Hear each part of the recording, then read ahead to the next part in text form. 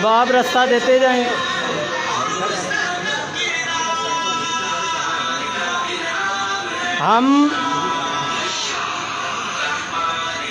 ہم حضرت علامہ الشام الہی ظہیر صاحب کو مرکزی جامعہ مسجد شہدائے اہل حدیث میں آج دوسری مرتبہ آمد پر دل کی اتھاہ گہرائیوں سے خوش آمدید کہتے ہیں۔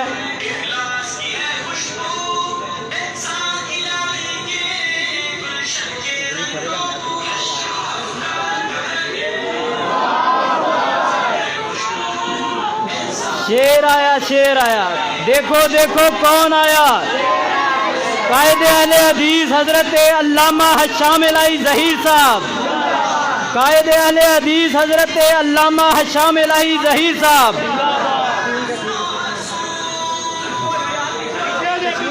تمام احباب انتہائی دل جمعی کے ساتھ تشریف رکھیں۔ آپ دیکھ رہے ہیں کہ اللہ کے فضل و کرم سے مسلک اہل حدیث کے انٹرنیشنل میڈیا کے اوپر ترجمان اور ہر پلیٹ فارم پر مسلک کی کتاب و سنت کی ترجمانی کرنے والے حضرت علامہ الشام الہی ظہیر صاحب آپ کے سامنے تشریف رکھتے ہیں۔ اللہ کے فضل و کرم سے یہ حضرت علامہ احسان الہی ظہیر شہید رحمت اللہ علیہ کی جو نشانی ہمارے پاس تشریف لائی ہے، اللہ ان کی حفاظت فرمائے، اور جو کتاب و سنت کا مشن لے کر یہ نکلے ہیں، اللہ ان کی مدد فرمائے۔ ہم حضرت علامہ الشام الہی ظہیر صاحب کو ایک بار پھر یہاں پر آمد پر خوش آمدید کہتے ہیں۔ اب انشاءاللہ بلا تاخیر میں دعوت خطاب دیتا ہوں قائد اہل حدیث حضرت علامہ الشام الہی ظہیر صاحب۔ نعرہ تکبیر، نعرہ تکبیر، حضرت علامہ الشام الہی ظہیر صاحب۔ دیکھو دیکھو کون آیا، دیکھو کون آیا۔ نحمدہ ونصلی علی رسولہ الکریم، اما بعد، اعوذ باللہ من الشیطان الرجیم، فاذکرونی اذکرکم۔ معزز سامعین گرامی قدر، رمضان بس ہمارے ہاتھوں سے نکل رہا ہے۔ نبی کریم صلی اللہ علیہ وسلم ایک مرتبہ ممبر پہ چڑھے تھے، 3 مرتبہ آمین کہا، صحابہ نے کسی کو دیکھا نہیں۔ صحابہ نے پوچھ لیا آپ نے آمین کس بات کے اوپر کہا؟ نبی کریم صلی اللہ علیہ وسلم نے ان میں سے جو ایک بات کہی تھی وہ یہ تھی کہ جبریل امین آسمان سے آئے تھے اور آ کے 3 دعائیں کر کے گئے ہیں، میں نے 3 مرتبہ آمین کہا ہے۔ جبریل امین انہ لقول رسول کریم ذی قوت عند ذی العرش مکین مطاع ثم امین۔ ان آیتوں کا ترجمہ یہ ہے کہ جبریل امین تو اللہ کے عرش کے قریب رہنے والے ہیں، انہوں نے دعا کی اور کائنات کے سب سے افضل انسان نے آمین کہا۔ اس دعا کی قبولیت میں کسی بھی قسم کا کوئی شک اور شبہ نہیں ہے، اور وہ دعا اس کا ایک ٹکڑا یہ تھا کہ جس نے رمضان کا مہینہ پایا اور اپنے آپ کو جہنم سے آزاد نہ کروایا، وہ بندہ ناکام ہو گیا، وہ بندہ نامراد ہو گیا، وہ بندہ خائب و خاسر ہو گیا۔ اصل میں تباہی ہلاکت اسی بندے کے لیے ہے جو رمضان کا مہینہ پا کے بھی اپنے آپ کو جہنم کی قید سے آزاد نہ کروائے۔ اے اللہ ہم سب کو جہنم کی قید سے آزاد فرما۔ اگر کہنے والے اور سننے والوں میں کوئی ایک بھی ایسا بیٹھا ہے کہ یوم کتابت تقدیر میں جس کو جہنمی لکھا گیا ہو، اللہ آپ ہر روز رات کو، رمضان کی رات کو، ہر روز ان گنت لوگوں کو جہنم سے آزاد کرتے ہیں، اگر ہم میں سے بھی کوئی ایسا بیٹھا ہے اللہ تعالیٰ آزاد فرما۔ اللہ رمضان ختم ہونے سے پہلے ہم سب کو جہنم کی قید سے آزاد فرما۔ میرے بھائیوں، آپ نے بہت سے اعمال رمضان کے حوالے سے سنے ہوں گے، آج صرف ایک عمل آپ کے سامنے رکھنا ہے، اور وہ عمل آپ نے صرف رمضان میں نہیں کرنا بلکہ رمضان کے علاوہ بھی اس عمل کو جاری و ساری رکھنا ہے۔ اور یہ عمل کیا ہے؟ یہ عمل ایسا عمل ہے، یہ گیو اینڈ ٹیک جو آپ سمجھتے ہیں عدلے کا بدلہ لین دین آپ لوگوں سے کرتے ہیں، کہ آپ کوئی چیز اس کو پیسہ دیتے ہیں، وہ آپ کو کوئی چیز دیتا ہے، یہ عدلہ بدلہ ہو گیا۔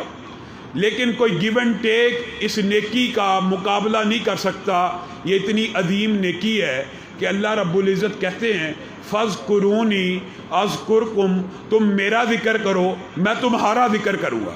اور احادیث سے یہ بات ثابت ہوتی ہے کہ اللہ رب العزت اپنے مقرب ملائکہ کے سامنے اس بندے کا ذکر کرتے ہیں جو بندہ اپنی مجلسوں میں، اپنی نشست میں، اپنی تنہائیوں میں اپنے رب کا ذکر کرتا ہے. آپ ایمانداری سے بتلائیے، اگر آپ کا ذکر آپ کے علاقے کا S H O M N A کر رہا ہو، آپ کتنا خوش ہوں، وزیر اعظم کرے اور خوش ہوں. اگر پوری دنیا کا سب سے طاقتور انسان جو پہلے ڈونلڈ ٹرمپ تھا اب جو بائیڈن ہے، وہ آپ کا ذکر کرے اور آپ کا نام لے، میڈیا کے اوپر، ٹی وی کے اوپر آ کے کہے کہ فلاں بندہ میرا دوست ہے اور مجھے اس کے اوپر فخر ہے، آپ بتائیے آپ کی خوشی کی کیا کیفیت ہوگی. اور اللہ رب العزت آسمان کے اوپر بندے کا صرف ذکر نہیں کرتے بلکہ فرشتوں کی مجلس میں اس بندے کے اوپر فخر کرتے ہیں جو رب کا ذکر کر رہا ہوتا ہے. رب کا ذکر کتنا آسان ہے. سبحان اللہ کہیں، الحمدللہ کہیں، اللہ اکبر کہیں، یہ کلمات 7 آسمانوں کو چیرتے ہوئے آسمان کی بلندیوں پہ پہنچتے ہیں، عرش عظیم کے چکر کھانا شروع کر دیتے ہیں اور ان کی آواز مکھیوں کی بنبناہٹ جیسی ہوتی ہے.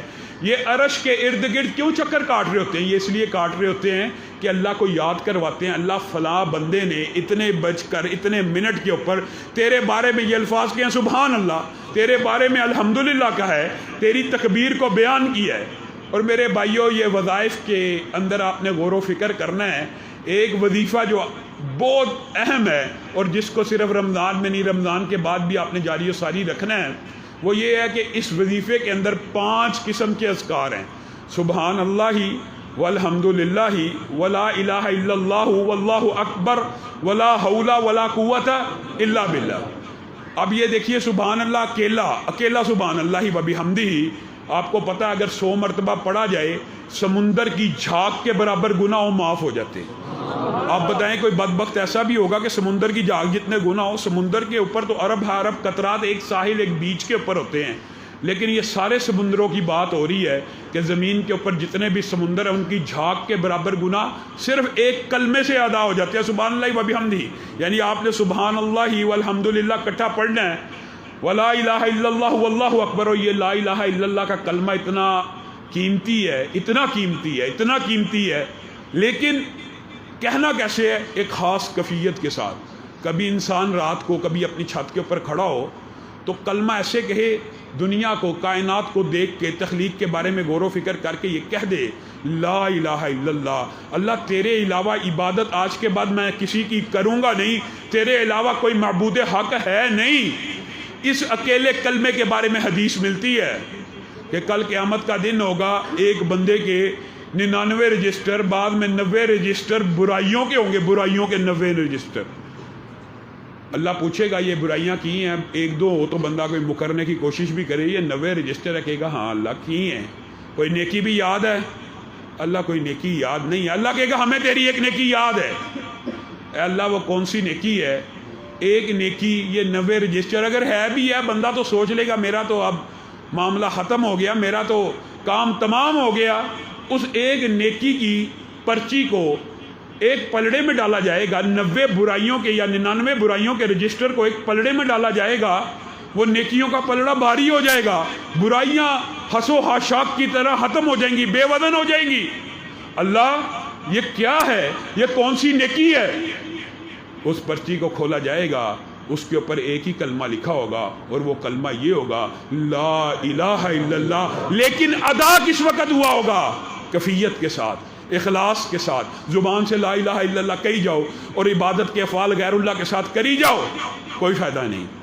جب یہ کہہ دیا زبان سے لا الہ الا اللہ جب کہہ دیا تو پھر اس کے بعد عبادت کا کوئی فعل، ذکر ہو، نظر ہو، نیاز ہو، رکوع ہو، سجدہ ہو، کس کے لیے ہونا چاہیے؟ ایک اللہ کے لیے. ہمارے بھائی، ہمارے جو گجر برادری کے لوگ ہوتے ہیں، وہ تو جو 11ویں شریف کا دودھ ہوتا ہے وہ بھی پیر عبد القادر جیلانی کے نام پر دیتے ہیں. ان کو آپ یہ سمجھائیے پیار سے کہ ان کے نام پر دینے کی بجائے ان کی طرف سے چلو دے دو. یہاں تک تو ہم آ جائیں، اتنا کلوز تو ہو جائیں کہ مالی صدقہ جو دنیا سے چلے گئے ہیں ان کی طرف سے دے دیا کریں، لیکن آپ ان کے نام پہ دیتے ہیں، ان کے نام پہ مخلوقات کو مخلوق کے آستانے پہ قربان کیا جاتا ہے، ان کے نام پہ دیگیں دی جاتی ہیں، ان کے نام پہ نظر نیاز، آپ سب اس معاملے کو سمجھتے ہیں، چاول دیے جاتے ہیں، ہر چیز دی جاتی ہے۔ یہ بھی امام احمد نے کتاب زہد میں بیان فرما دی ہے کہ ایک آستانے کے اوپر دو بندے گزرے، ایک بندے کو کہا گیا یہاں پہ مکھی قربان کر کے بھی گزرنا پڑے تو گزر، کیونکہ یہاں پہ کچھ چڑھاوا چڑھانا پڑے گا۔ اس بندے نے کہا مکھی کی کیا حیثیت ہے، قربان کر کے چلا گیا۔ دوسرے سے یہی مطالبہ ہوا، اس نے کہا مکھی بھی ایک اللہ کی مخلوق ہے، اڑتی ہے، پر ہے، کوئی خون کا سسٹم ہوگا، کوئی دل ہوگا، آنکھیں ہیں، مخلوق کو مخلوق کے آستانے پہ قربان نہیں کیا جا سکتا۔ حدیث کے الفاظ کیے ہیں، وہ جس نے مکھی کو قربان کیا ہمیشہ کے لیے جہنم میں گرے گا، ہمیشہ کے لیے جہنم میں جلے گا، اور جس نے انکار کیا صرف اس انکار کی وجہ سے جنت میں چلا جائے گا۔ آپ اور میں لا الہ الا اللہ وظیفے کے طور پہ تو پڑھتے ہیں، لیکن دل میں خلاص نہیں ہے، دل میں وہ خلوص نہیں ہے تو فائدہ نہیں ہونا۔ میرے بھائیو، سبحان اللہ والحمد للہ ولا الہ الا اللہ واللہ اکبر ولا حول ولا قوت الا باللہ کے ام ہانی کی حدیث میں یہ فضائل بیان کیے ہیں۔ اکیلا یہ کلمہ اگر بندہ 100 مرتبہ پڑھ لے تو 100 اونٹوں کو اللہ کے راستے میں خرچ کرنے جیسا ہے، 100 گھوڑوں کو، زین پوشوں کو اللہ کے راہ میں خرچ کرنے جیسا ہے، اور 100 ایسے قلادہ پہنے ہوئے اونٹ جن کو اللہ کی بارگاہ میں بیت اللہ میں ذبح کیا گیا ہو، اتنا اجر و ثواب ملتا ہے۔ اور حدیث کے الفاظ یہ الفاظ زمین و آسمان کے مابین جتنی خلا ہوتی ہے اس کو بھر دیتے ہیں۔ اس وظیفے کے ساتھ تمسک اختیار کیجئے، رزق بھی انہی کلمات سے مخلوق کو دیا جاتا ہے، تسبیحات کی وجہ سے، لا الہ الا اللہ کی وجہ سے، سبحان اللہ والحمد للہ کی وجہ سے، اور ہر مخلوق اللہ کی جتنی بھی ہے اللہ کی تسبیحات بیان کرتی ہیں۔ اور دوسرا ایک اہم وظیفہ بیان کر کے اپنی بات کو ختم کروں گا، یہ آپ لوگوں کی محبت، چاہت اور الفت ہے، جس کی وجہ سے اس پہر میں بھی میں آپ کے پاس آیا ہوں، آپ لوگوں کی محبت کی وجہ سے صرف یہاں پہ آیا ہوں اور یہ کلیہ آپ کو بتا کے جا رہا ہوں۔ دوسری بات، آپ نے اپنی زندگی کے اندر درود پاک کو جاری کرنا ہے۔ اللہم صلی علی محمد وعلی آل محمد، جو نماز میں آپ درود ابراہیمی پڑھتے ہیں، اس درود کو پڑھنے کا فائدہ کیا ہے؟ ایک تو آپ نے قرآن پاک کی آیت سنی ہوئی ہے، ان اللہ و ملائکتہ یصلون علی النبی، اللہ اور اس کے فرشتے نبی کریم پہ درود بھیجتے ہیں۔ وہ جو آسمان والے ہیں، وہ جو جتنے بلند ہیں، وہ نبی کے اوپر درود بھیجتے ہیں۔ پستیوں میں رہنے والوں، اگر عروج چاہتے ہو، بلندی چاہتے ہو، تو نبی کریم کے اوپر درود بھیجا کرو۔ کیا ہوگا؟ حدیث کے الفاظ ہیں، جو مجھ پہ 1 مرتبہ درود بھیجتا ہے اللہ اس کے اوپر 10 مرتبہ درود بھیجتے ہیں۔